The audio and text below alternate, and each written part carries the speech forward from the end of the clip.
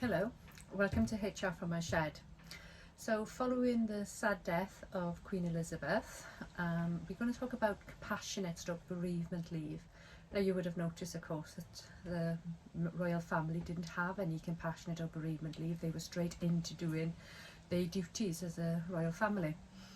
However, in the workplace we do usually allow some time for compassionate or bereavement leave. Now, strangely enough, there's no law that says that we have to, unless it's for a child under the age of 18, which comes under what we call Jack's Law.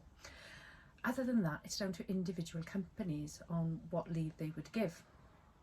You sometimes find in policies that there will be set times, and they might have something like immediate family 5 days, aunties and uncles 3 days, etc, etc.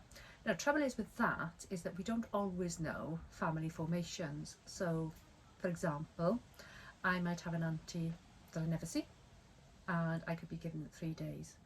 I might have an auntie who's like my mum or like my sister. 3 days might not be enough. So it's quite common as well to have policies that say we will support each individual on an individual basis. And the whole basis of that is that we get to know our team. We have that open communication. As I say, communication is always key, so we get to know what support we have. And also bear in mind that compassionate leave isn't always following the death of somebody. It can be leading up to a death.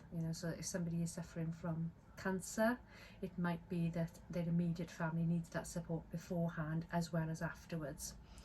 And also we look at trigger points. So sometimes work can be a saviour for somebody going through grief.